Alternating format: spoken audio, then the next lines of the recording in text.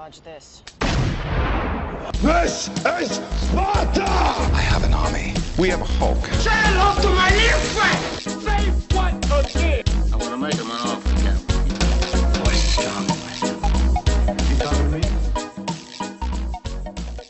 Ladies and gents, welcome to the 14th 1-4 episode of the BTG MovieCast Podcast. I'm your host, Stephen Nagel. I'm your co-host, Dean Raval. So what we usually used to do in this podcast was a bunch of things, but I'm not going to go through that right now. We've changed the format of this podcast last month, so we basically just go straight into a discussion surrounding film. And last month we did unpopular opinions regarding film and television series, so go check that out at btglifestyle.com. You can also find us on Twitter at btglifestyle, same for Instagram and facebook.com/btglifestyle. So yeah, let's get straight into it.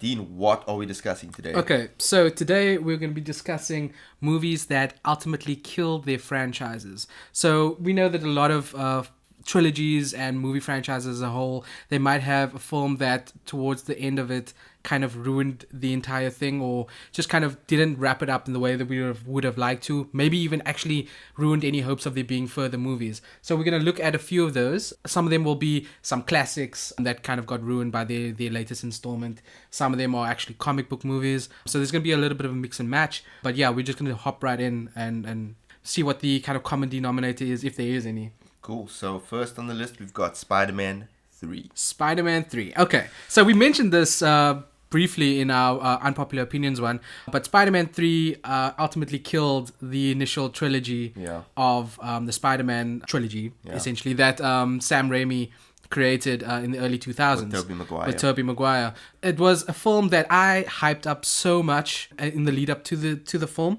because there was rumors of there being a Venom for the first time in a live action. Everyone was excited about Venom. Absolutely. And then we've also got some hints in the trailers of Sandman, which was really great from a CGI point of view. Exactly. And it was a really bold, kind of take on the Spider-Man trilogy, and a nice way to end it off, basically.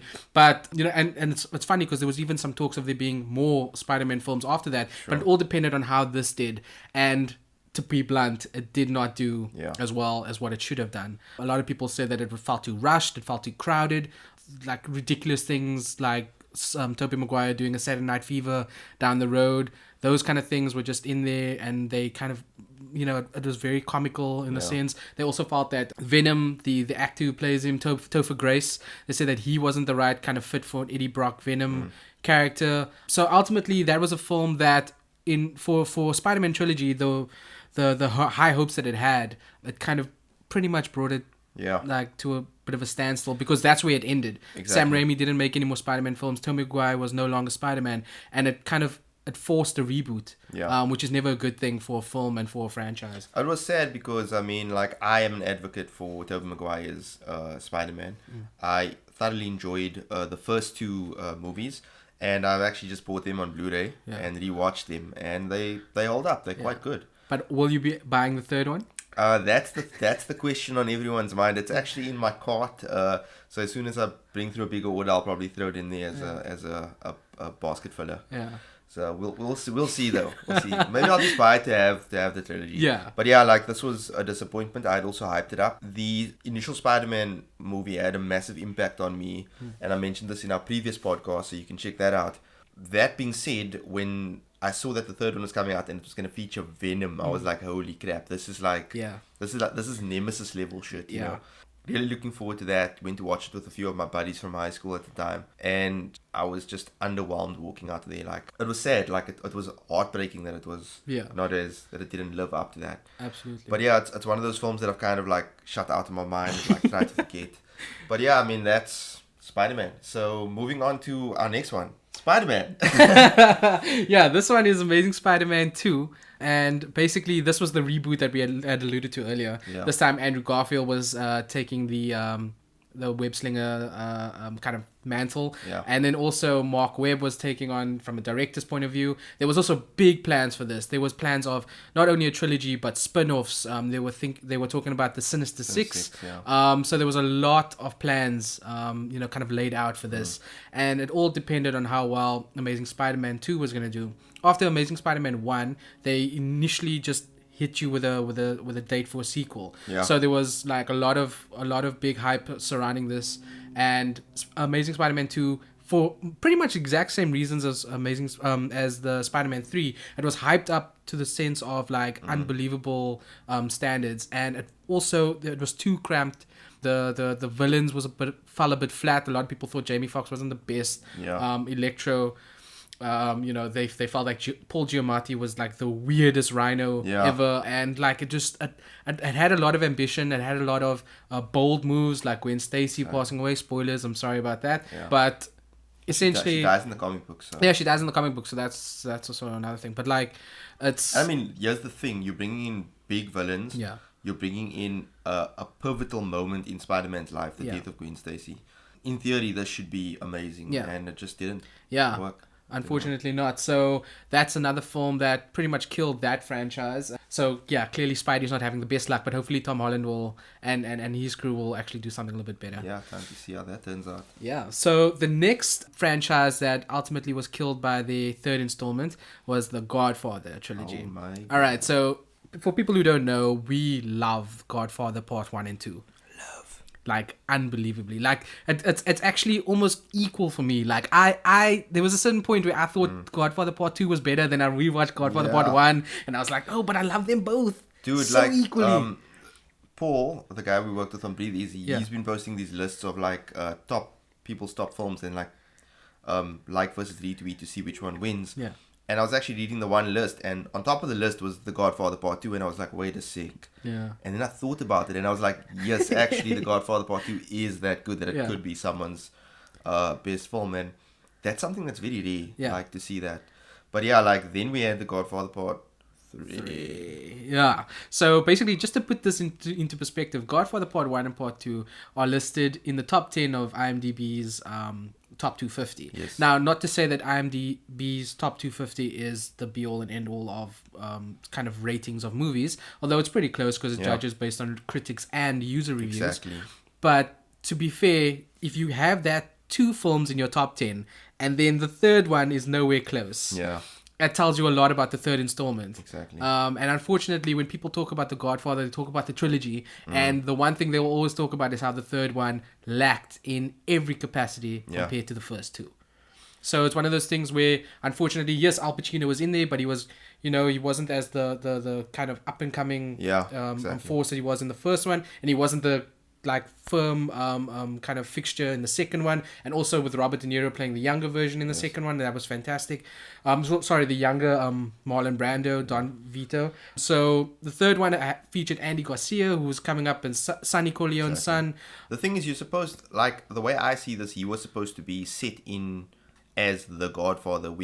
I just expected more from how that character would pan out, I guess. Yeah. But I think kind of the tragedy of it is the way he, like, spoilers, he dies alone in a chair, basically, and pretty much nothing like his father, who was kind of like surrounded by family at the time. I wasn't thrilled by the performances of like Andy Garcia or even Sofia Coppola. And then there's that weird cousin hookup where they in the kitchen where they're like pretty much grinding up against each other while they're busy cooking or baking or whatever it was. Okay, so yeah, that was like, I just want to put that movie out of my mind, because very true.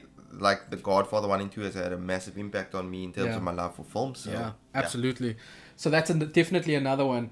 Next, we're going to move over to X-Men. So for those of you who've been following X-Men movies, there've been about 1 billion since the year 2000. There's been spin-offs with X-Men Origins Wolverine. But at the core, it started with a trilogy. The X-Men, X2, and X-Men The Last Stand. X-Men The Last Stand was not anywhere close to as good as the first 2 movies. Obviously, a lot of that has to do with the change in director. They had, I think it was Bryan Singer, the first 2, and then he had left to do other projects.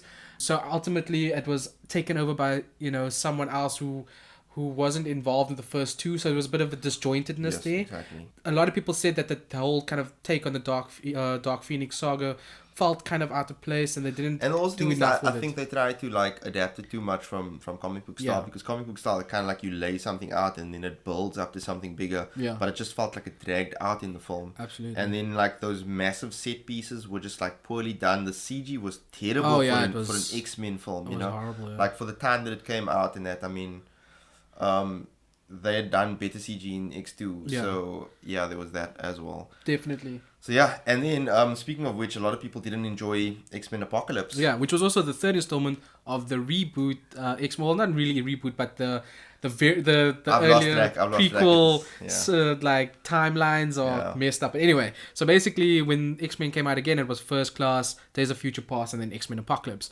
X-Men Apocalypse also got the kind of third film kind of voodoo where it didn't actually do justice to the first two films, which were actually relatively good, I felt.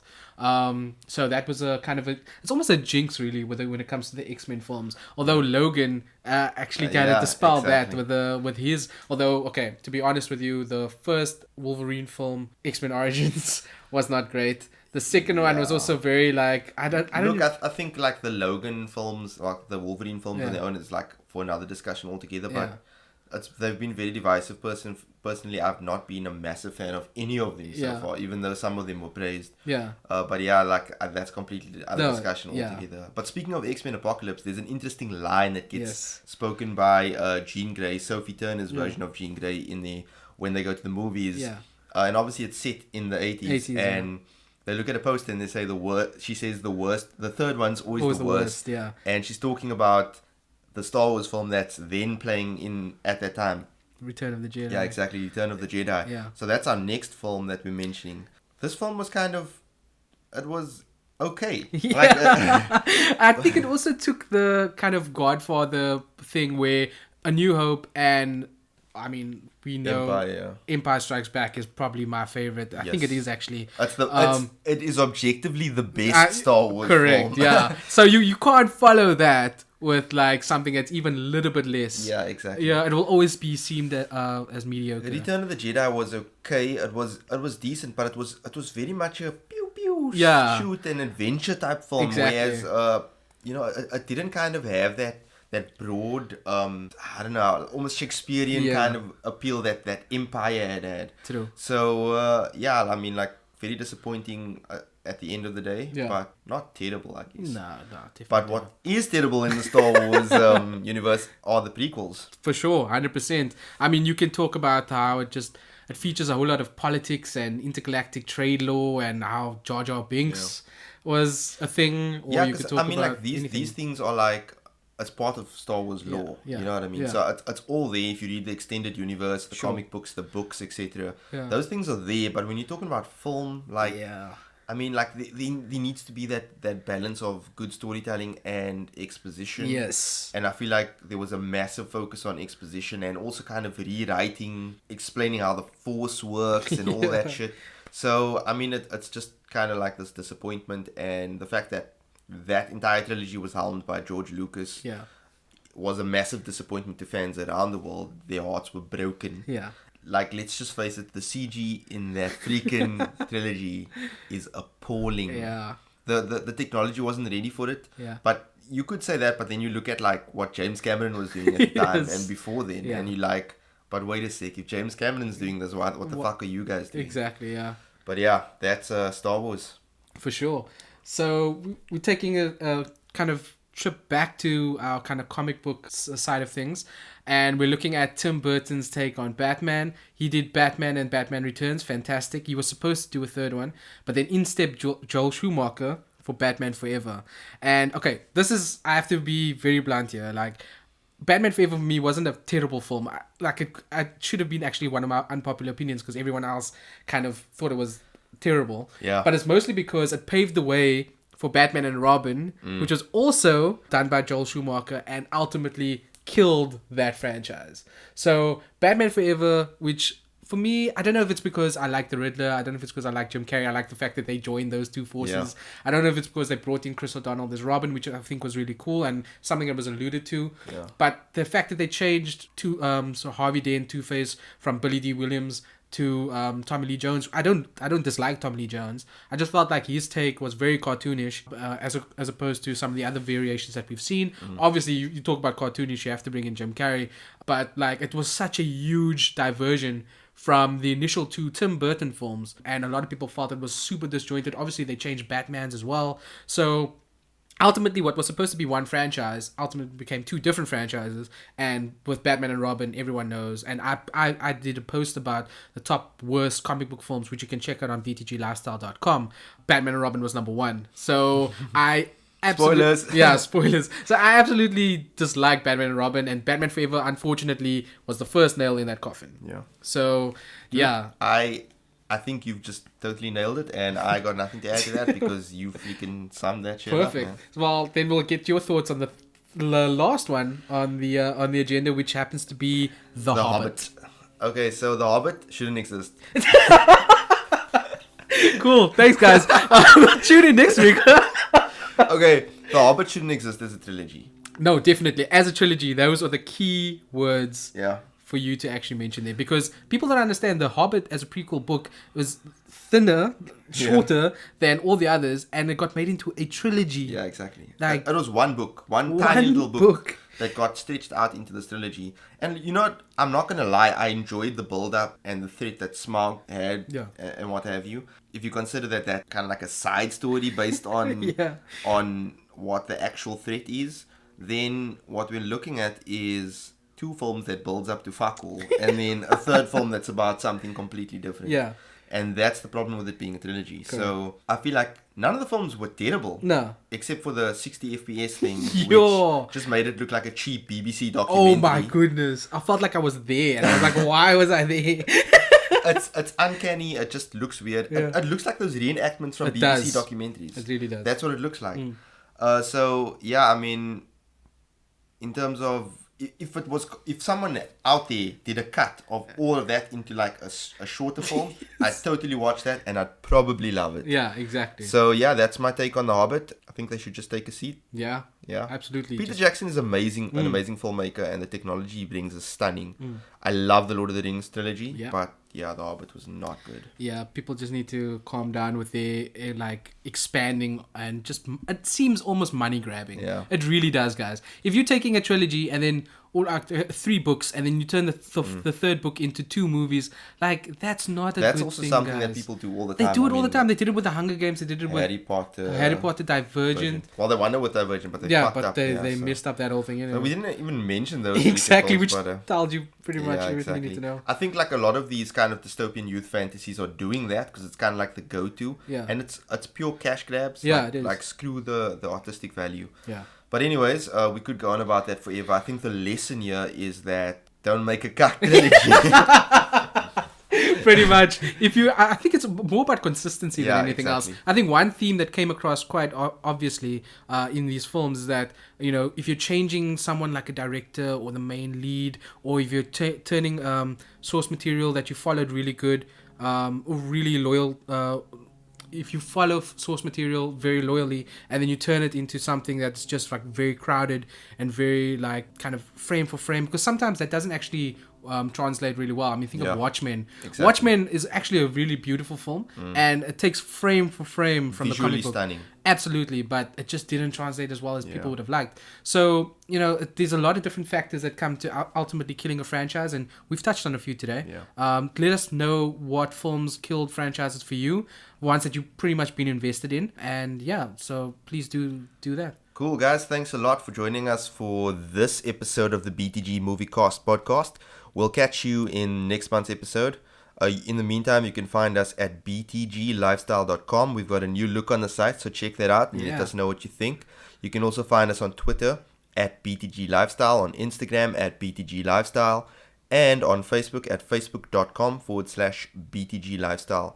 You can catch me, Stephen Nagel, at THESNAGEL on Twitter and Instagram. You can find me on Twitter at Deno15. That's at DEENO15. Guys, thanks again for tuning in, and we hope you have an awesome time. Cheers. Peace. Dodge this. This is Sparta! I have an army. We have a Hulk. Say hello to